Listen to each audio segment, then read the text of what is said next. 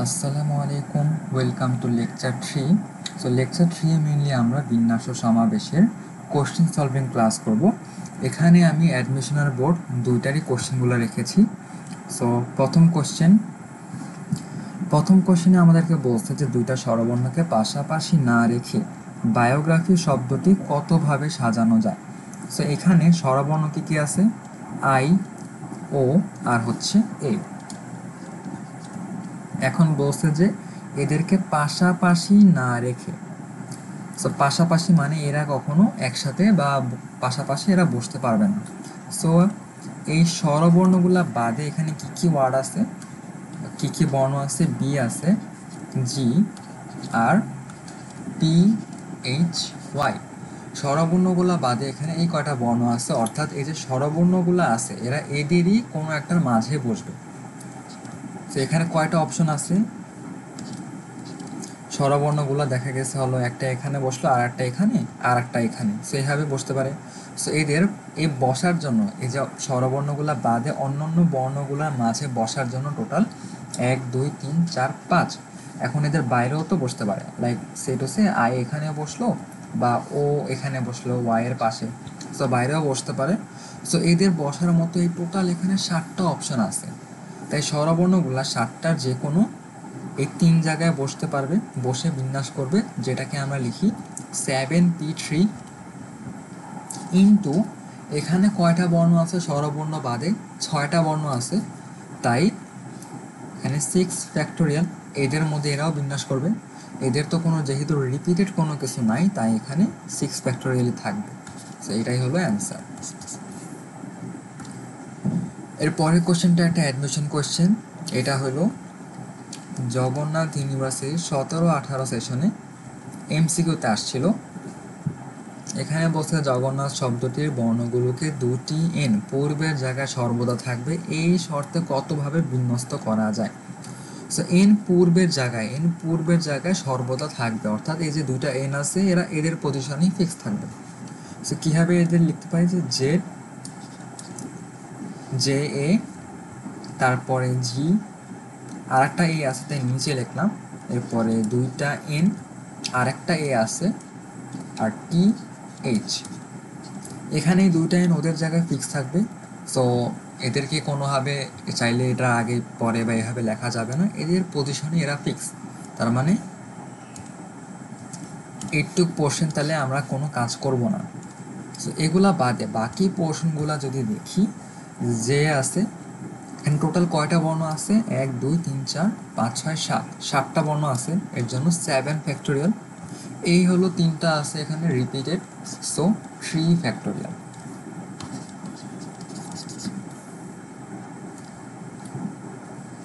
এর পরের কোশ্চেন এখানে বলছে 1 2 3 4 5 অক্ষরগুলোকে প্রতি সংখ্যায় একবার মাত্র ব্যবহার করে 4000 থেকে 5000-এর মধ্যে বেজোড় কতগুলো সংখ্যা গঠন করা যায়। অর্থাৎ যেহেতু 4000 থেকে 5000 বসে, তাই এখানে 4 ডিজিটের নাম্বারটা হবে, সেখানে টোটাল হবে 4 ডিজিটের নাম্বার।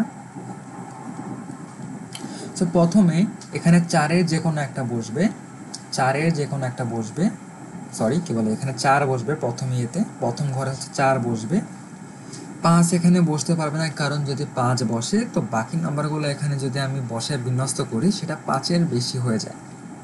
সো এখানে শুধু 4ই বসবে। 4 বসার পর কি এই যে ঘরটা, এটা ফিক্স হয়ে গেল। এবার আমাদের 3টা ঘর নিয়ে কাজ।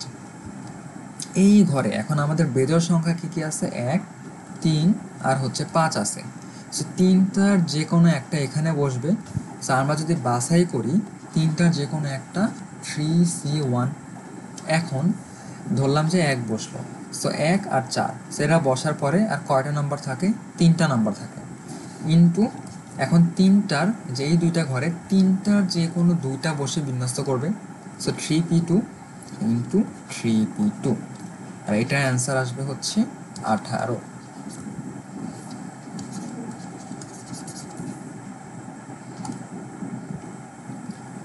নেক্সট কোশ্চেনে বলছে দুইটা পরস্পর সমান্তরাল সরলরেখা এম ও এন। প্রথমে সরলরেখাগুলো আঁকি। একটা আছে,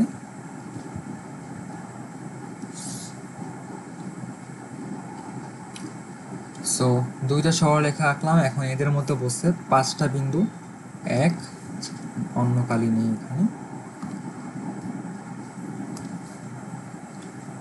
একটা, দুইটা, তিনটা, চারটা, 5টা।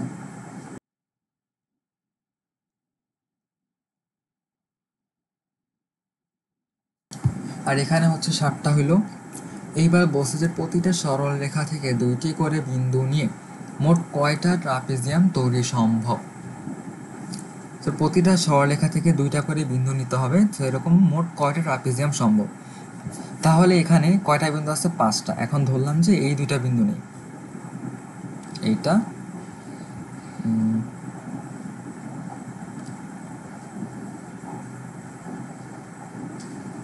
যেমন এটা একটা ট্রাপিজিয়াম হয়, সো এরকম যে এই বরাবর লম্ব হয়, এইটা আর এটা প্যারালাল ধরলাম যে এইটা আর এটা হচ্ছে প্যারালাল, তো এটা হচ্ছে এম আর এটা এন।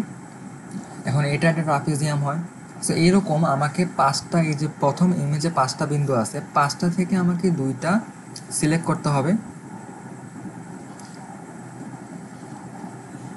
5টার মধ্যে 2টা আমাকে সিলেক্ট করতে হবে। এরপর নিচের যে এন রেখাটা আছে এটার থেকেও আমাকে এই 7টা বিন্দু থেকে 2টা সিলেক্ট করতে হবে, তো 7C2, এটাই হলো এটার অ্যান্সার। এই কোশ্চেনে বলছে যে একটা ঝুড়িতে 5টা আম, 4টা আপেল, 3টা কমলা আছে, আর এরা হচ্ছে ভিন্ন জাতের ফল। এখন বলছে তুমি প্রতিটা ফলের কমপক্ষে একটি করে খাবে, এই শর্তে কত উপায়ে ফল বাছাই করতে পারবে। সো এখানে আমাদের 5টা আম, 4টা আপেল, 3টা কমলা, সো এখানে আমাদের 3টা ফলের ক্ষেত্রে 3টা কেস হবে। তো প্রথমে আমরা কমলা নিয়ে দেখি। সো কমলা কমলা নিয়ে ফার্স্টে দেখা যাক। তো 3টা কমলাকে আমি কীভাবে বাছাই করতে পারি। এখন বসলে 3টাই ভিন্ন জাতের, সো এখানে আমি নিলাম যে একটা দেখতে এরকম, আর একটা এরকম, আর একটা এরকম, তো 3টা ভিন্ন জাতের। সো আমি এখানে চাইলে এখন 3টাই নিতে পারি, 3টাই বাছাই করতে পারি, বা চাইলে আমি যে কোনো 2টা, দ্যাট সেট হচ্ছে এই 2টা নিতে পারি, সো এটা ক্রস, বা চাইলে এই 2টা নিতে পারি, বা এই 2টা নিতে পারি। এখন চাইলে আমি এখানে 2টা নিছি, এবার চাইলে আমি যে কোনো একটাও নিতে পারি, দ্যাট সেট হচ্ছে আমি শুধু এটা নিলাম, তো 2টা বাদ, এইটা নিলাম, এই 2টা হবে না, এইটা নিলাম, তাহলে এই 2টা বাদ, বা চাইলে আমি 3টার একটাও নিতে পারি না। সো এখানে টোটাল কয়টা ওয়ে হলো? 8টা। এখন লাস্টের যে কেসটা 3টার একটাও নিলাম না, এটা হবে না, কারণ বলছে যে আমাকে মিনিমাম একটা নিতেই হবে। সো এটা বাদে কয়টা থাকে এখানে? 7টা। সো এটা হলো আমরা কমলার বাছাইয়ের ওয়েটা দেখলাম। এখন এটাকে যদি আমরা ম্যানুয়ালি না করে ম্যাথমেটিক্যালি করতে চাই, সো প্রথমে আমি অপশন থাকে হচ্ছে 3টার যে কোনো একটা নেওয়া, সরি 3টাই নেওয়া, সো 3টাই নিলাম। আর একটা থাকে 3টার যে কোনো 2টা নেওয়া, 3টার যে কোনো 2টা, প্লাস 3টার যে কোনো একটা নেওয়া, সো এটা ইকুয়াল টু হবে 7। এবার এইটাকে চাইলে লেখা যায় যে প্লাস 3C0 মাইনাস 1, 3C0 হচ্ছে 1 আর মাইনাস 1। এইবার একটু যে পোর্শন আছে এটা হলো আমাদের একটা ফর্মুলায় পড়ে যায় যে 3C0, সেখানে 0 1 2 3 একটা ধারায় আছে, তাই এটা এখানে আমরা লিখতে পারি 2 to the power n, n হচ্ছে এখানে 3, সো 2 কিউব, আর এখানে ছিল মাইনাস 1। সো এটা হলো কমলার ক্ষেত্রে। এবার একইভাবে আমরা 5টা আম আর 4টা আপেলের ক্ষেত্রেও করতে পারি। সো এদেরটা আসবে হলো যে এটা হলো কমলার ক্ষেত্রে আসলো 2 কিউব মাইনাস 1 ইন্টু আপেলের ক্ষেত্রে তাহলে কী হবে, যেহেতু 4টা apple say 2 to the power 4 minus 1 into এখানে যেহেতু 5 আছে তাই 2 টু দি পাওয়ার 5 মাইনাস 1। এগুলো গুণ করলে যেগুলো অ্যান্সার আসবে বা যেটা আসবে সেটাই হলো অ্যান্সার।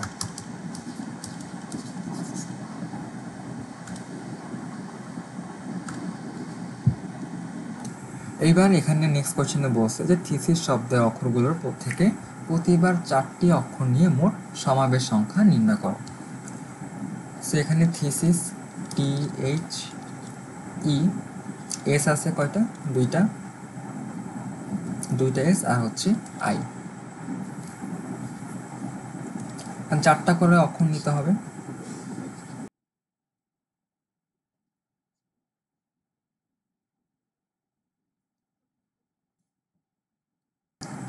সো এখানে একটা কেস হতে পারে এই যে দুইটা এসই এখানে বসলো, দুইটা এস এখানে বসলো, বা আর একবার হইতে পারে যে দুইটা যে কোনো একটা এখানে বসলো।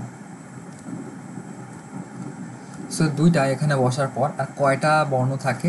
3 4। সো 4টা, তার মানে এখন 4টার যে কোনো দুইটা এখানে বসবে, তার মানে 4C2।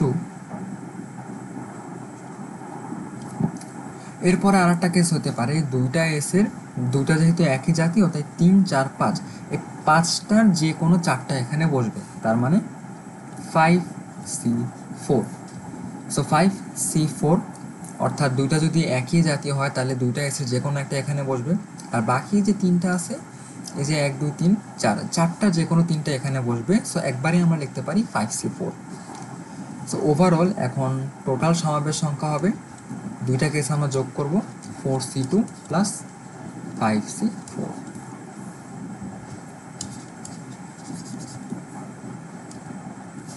এর পরের কোশ্চেনে বলছে যে প্রফেসর শব্দটির অক্ষরগুলো হতে প্রতিবার 4টা অক্ষর নিয়ে কতভাবে শব্দ গঠন করা যাবে। অর্থাৎ এখান থেকে আমরা 4টা অক্ষর নিয়ে তারপরে হচ্ছে শব্দ গঠন করব। সো এগুলো আগে লিখি কি কি আছে।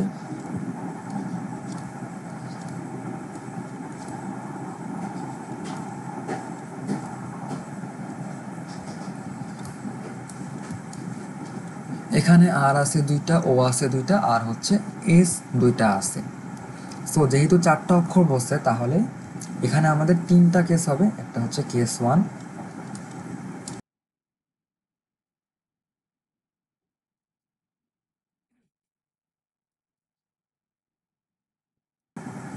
এখানে রিপিটেড কয়টা জিনিস আছে? রিপিটেড সেম জাতীয় জিনিস হচ্ছে 3টা আছে। সো কেস 1, প্রথম কেসে যদি এরকম হয় যে কোনোটাই এই যে 1 2 3 4 5 6, 6টা যেহেতু আছে 6টার যে কোনো 4টা এখানে বসলো। সো প্রথমে আমরা বাছাই করব যে এখানে 3 4 5 6, 6টার যে কোনো 4টা বসবে, তার মানে 6C4 ইন্টু, এখন এদের মধ্যে আবার বিন্যাস হবে, যেহেতু এরা 4জন ডিফারেন্ট টাইপের, সেটা হচ্ছে এখানে বসলো PSFO। সো এই দুইটা ওয়ের থেকে একটা, দুইটা এসের থেকে একটা এস, এরকমভাবে বসলো। সো 6C4, এখন যেহেতু 4টাই ভিন্ন, সো ইন্টু 4 ফ্যাক্টোরিয়াল। এরপরে কেস 2 এরকম হলো যে দুইটা আর এখানে বসলো। সো আর একটা ধরলাম FO, এভাবে বসলো। সো এই যে সমজাতীয় যেটা ছিল যে দুইটা আর, সো দুইটা যেহেতু এখানে একটা বসছে, সো বাকি এখানে থাকে কি F আর O, অর্থাৎ এখানে দুইটা জিনিস ভিন্ন বসবে।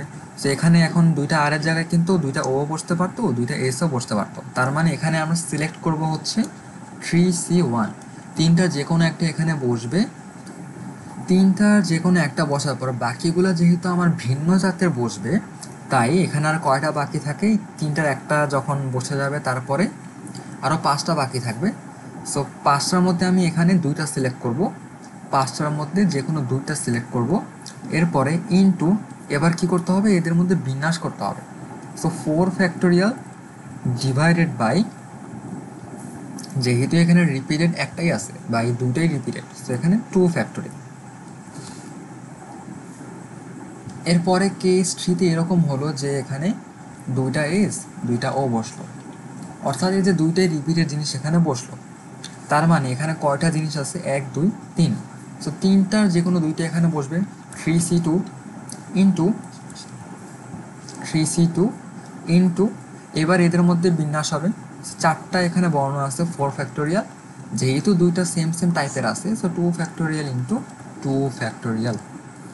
এবার এখানে আমরা কেস 1 কেস 2 আর কেস 3 পেলাম। এইগুলাকে এবার আমরা যদি টোটাল বের করতে চাই, টোটাল ইকুয়াল টু, এবার তিনটা কেসে এখানে যোগ হবে। প্রথম কেসে ছিল 64 ইন্টু 4 ফ্যাক্টোরিয়াল, আর এখানেও ছিল যে 3C1 5C2 into 4 factorial by 2 factorial, আর লাস্টে ছিল 4 factorial by 2 factorial into 2 factorial, আর এখানে 3C2। তো তিনটা কেস যখন আমরা যোগ করব তখন ফাইনালি অ্যান্সার আসবে 738।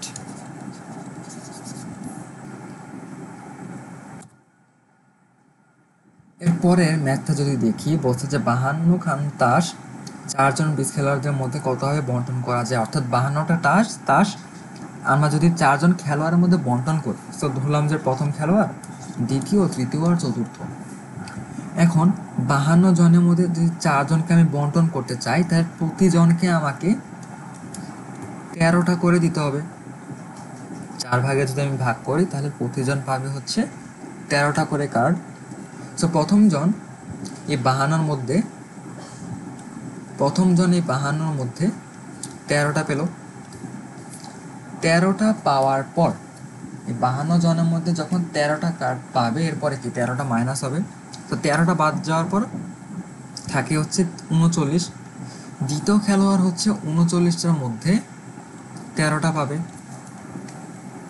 আর এরপরে যদি এটাও বাদ দিই ফাইনালি এরপর 26টার মধ্যে 13টা পাবে তৃতীয় খেলোয়াড়। এরপর 26 থেকে 13 বাদ যাওয়ার পর 13 থাকে, তো লাস্ট যে খেলোয়াড় আছে ও 13টার মধ্যে 13টাই পাবে। এবার যেহেতু আমাকে এদের মধ্যে বন্টন করতে হবে, তাই এখানে হবে ইনটু, 4টাই গুণ হবে divided by 4 factorial. So 4 factorial কেন, কারণ এখানে 4টাই রিপিটেড থাকতে পারে, সো রিপিটেড থাকবে, এখানে 4টা কার্ডেরই রিপিটেড থাকবে, সো 4 ফ্যাক্টোরিয়াল। এরপরে বলছে 2টা সমান্তরাল সরল রেখা। সো প্রথমে আমরা রেখাগুলো আঁকবো।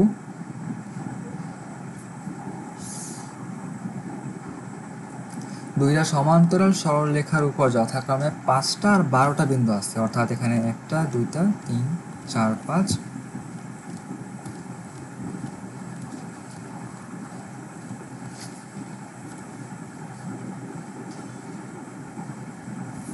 তো এখানে 5টা বিন্দু আর এখানে 12টা বিন্দু আছে। এখন বসে এই বিন্দুগুলোকে ব্যবহার করে কতগুলো ত্রিভুজ গঠন করা যাবে। সো প্রথমে ধরলাম যে আমি এখান থেকে একটা বিন্দু নিব। সো এখান থেকে একটা বিন্দু নিলে এবার এই দুইটা পয়েন্ট যদি যোগ করি, সো এখান থেকে একটা বিন্দু নিলে আমাদের এখান থেকে দুইটা বিন্দু নিতে হবে। সো এইভাবে যদি করি তাহলে 1 2 3 4 5, এখানে 5টার মধ্যে যে কোনো একটা বিন্দু হবে 5C1 ইন্টু এখানে কয়টা আছে 12টা, 12টার মধ্যে যে কোনো দুইটা বিন্দু হবে 12C2। এবার এইটা হচ্ছে একটা কেস। একইভাবে এখান থেকে যদি একটা বিন্দু নিই আর এখান থেকে যদি দুইটা বিন্দু, দেন এরকম একটা ত্রিভুজ গঠন হবে।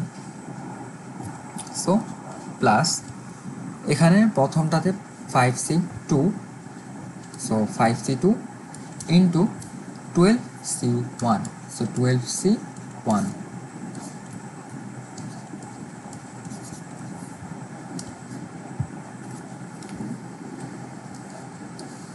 এইবার এখানে বলছে যে 1 2 3 4 5 6 7 সেন্টিমিটার দৈর্ঘ্যের 60টি সরলরেখাংশ থেকে 4টা করে নিয়ে 32 ত্রিভুজ তৈরি করা যাবে। সো এটা আমাদের দেখাও হবে, সো এটা আমাদের দেখাইতে বলছে।